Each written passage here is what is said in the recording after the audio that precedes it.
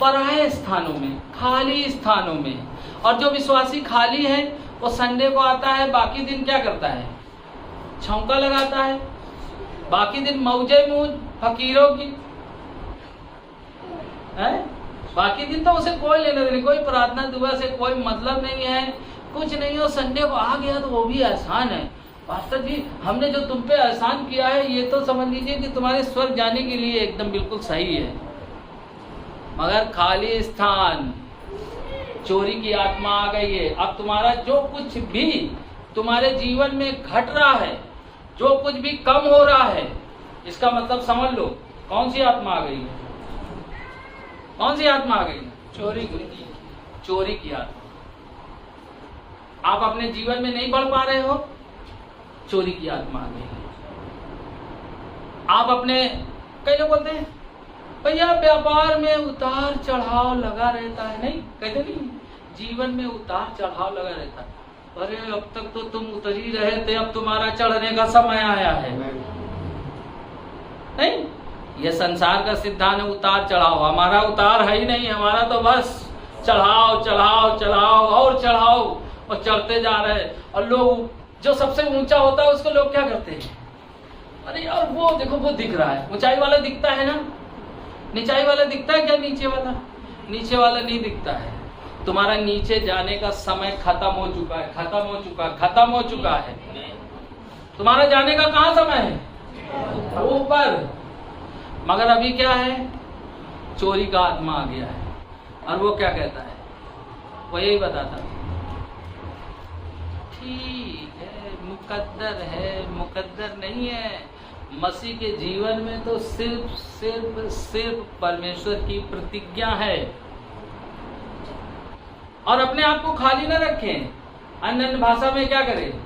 आराधना करें। रहा लाबा खारा बा खेरी बा नामा लाबा दारा बा दोरी बा लाबा रूखा बीरिया राबा राबा। जब हम अन्य भाषा को प्रार्थना करवाते हैं घर में तो ऐसे चिल्लाएंगे जोर जोर से, हट!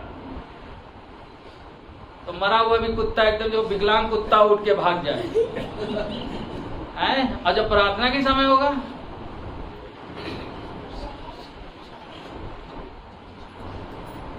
और धीमे धीमे प्रार्थना करें। और यदि पत्नी कुछ कह दे, मम्मी कुछ कह दे, पापा कुछ कह दे, पति कुछ कह दे, तो आवाज कैसी हो जाएगी?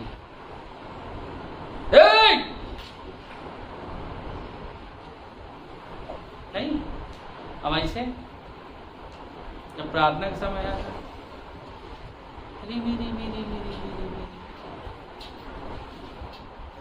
सपनों की दुनिया में चलेंगे।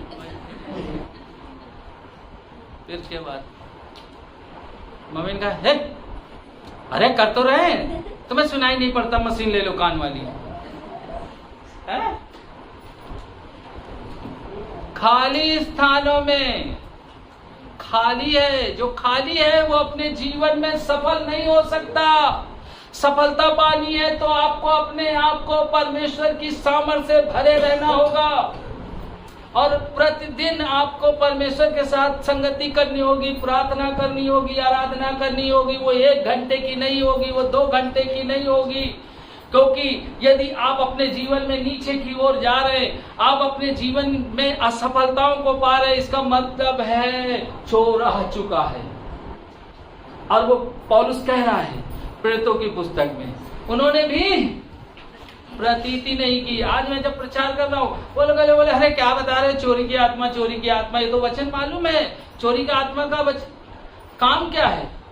वो आपको नीचे लेकर जाएगी, नीचे लेकर जाएगी। और वो आपको इतना जकड़ देगी कि आपकी प्रार्थना और आराधना क्या हो जाएगी? खत्म, एकदम। बस आप जानते हैं बैसाखी पे बने रहेंगे। बैसाखी का मतलब समझते हैं? पास्टर, कोई हुआ पास्टर जी संभालो, नहीं? मेरी बात समझ पा रहे ना? यानी चोरी की आत्मा है, चोरी की आत्मा है। और उसका काम क्या है? आप अपने किसी भी क्षेत्र में नीचे जा रहे हैं, इसका मतलब जान लीजिए कि आपके जीवन का कोई क्षेत्र खाली है और वो खाली है। तो आप अपने हर क्षेत्र में, देखो मैं एक क्षेत्र नहीं बता रहा हूं, आप अपने आत्मिक क्षेत्र में भी नीचे जाएंगे, आप धन के क्षेत्र में भी नीचे जाएंगे, आप स्वास्थ्य के क्षेत्र में भी नीचे जाएंगे और सब क्षेत्रों में नीचे चले जाएंगे और आप अच्छे अच्छे तर्क निकालेंगे। जैसे अभी हमने एक तर्क निकाला, उतार और चढ़ाव। उतार है ही नहीं है, सिर्फ कहाँ है? चढ़ाव चढ़ाव चढ़ाव चढ़ाव, ऊपर। क्यों हम खालीपन को न दूर करें अपने जीवन से? ये चोरी की आत्मा को क्या करें? क्यों ना भगाएं?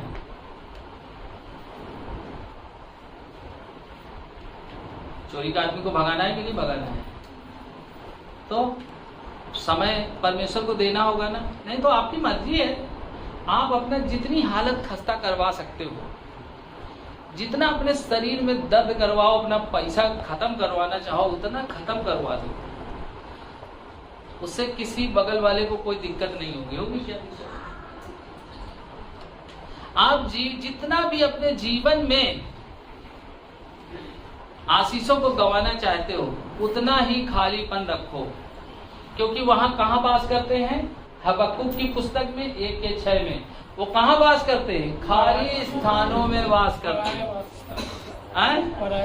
पराए, दूसरों के, दूसरी जगह। वो अपनी जगह में नहीं, वो दूसरी जगह पर कब्जा कर लेते हैं और वो ऐसे ही मसीहों के जीवन में उन मसीहों की तलाश में रहते हैं जो खाली है।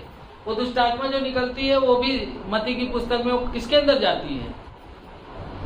किसके अंदर जाती है? जो विश्वासी खाली है, जो वचन से नहीं भरा है। अब वचन की बात करें तो आपको वचन तो कुछ याद ही नहीं है। याद है क्या? आपको तो याद है नमक,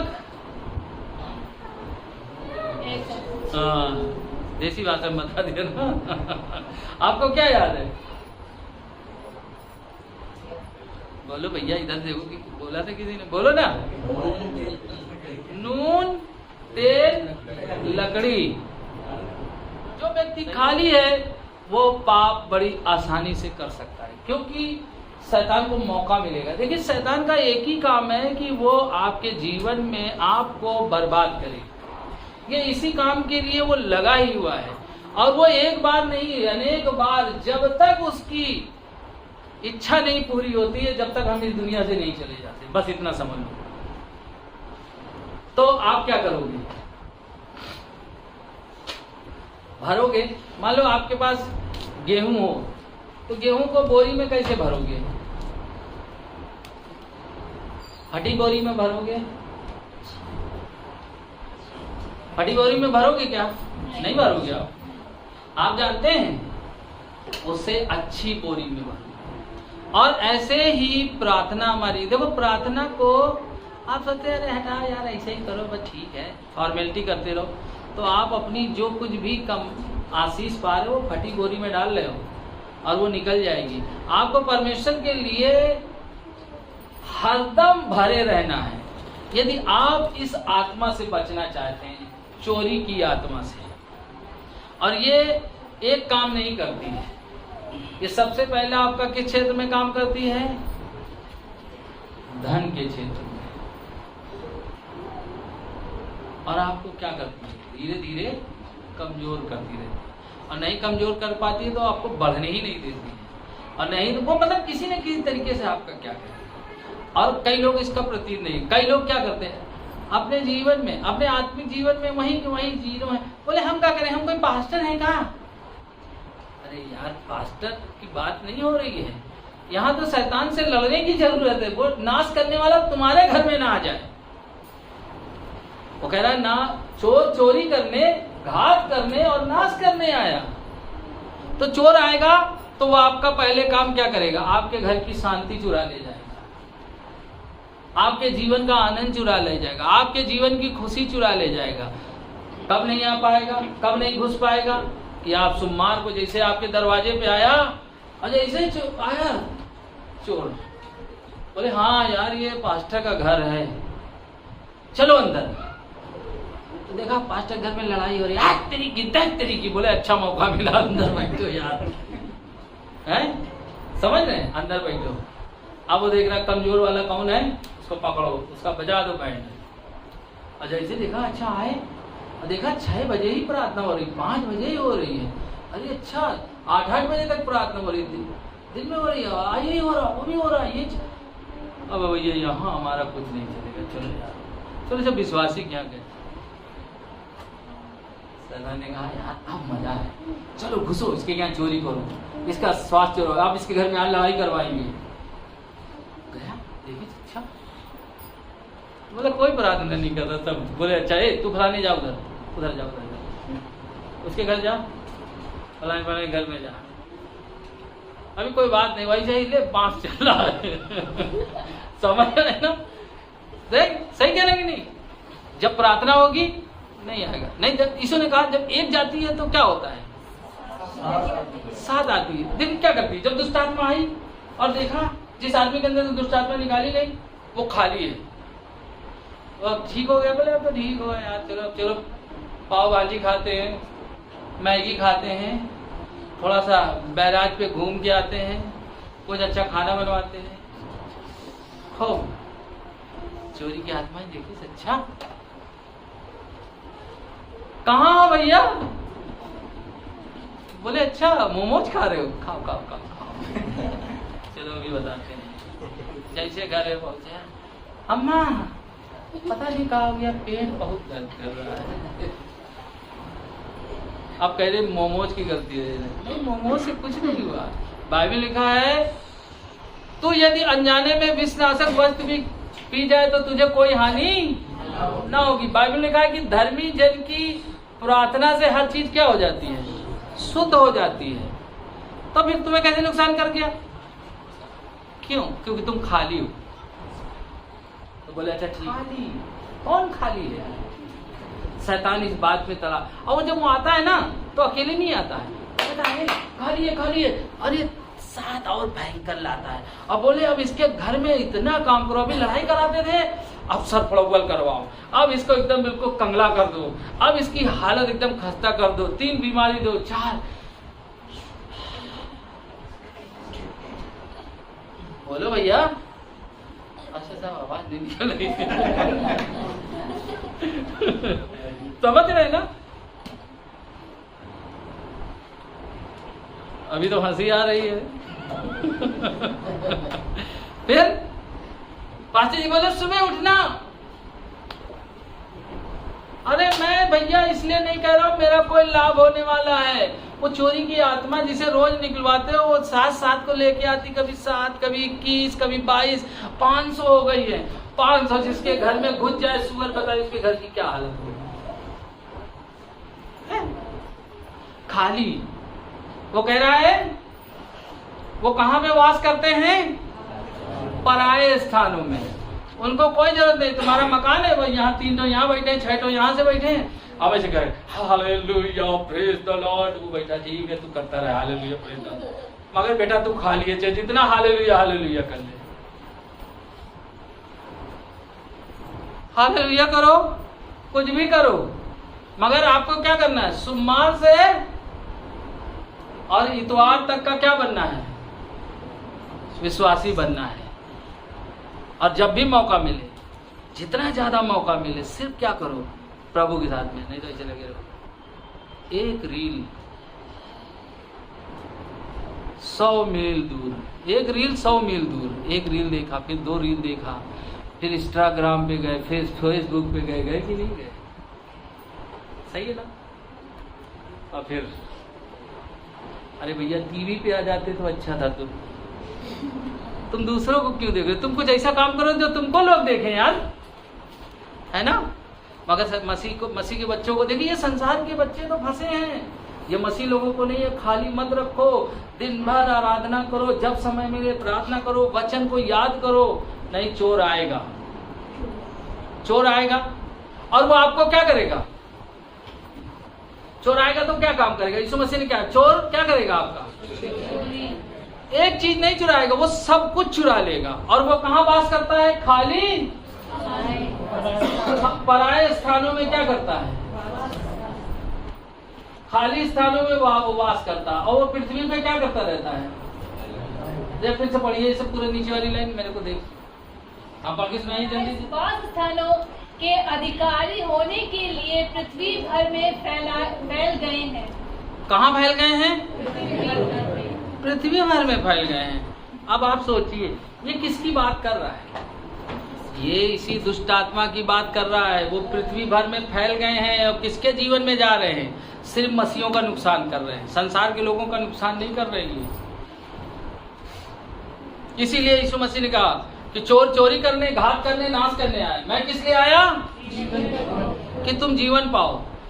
यदि आपके जीवन में यीशु आ गया है तो आप किसी भी क्षेत्र में नीचे नहीं रहेंगे।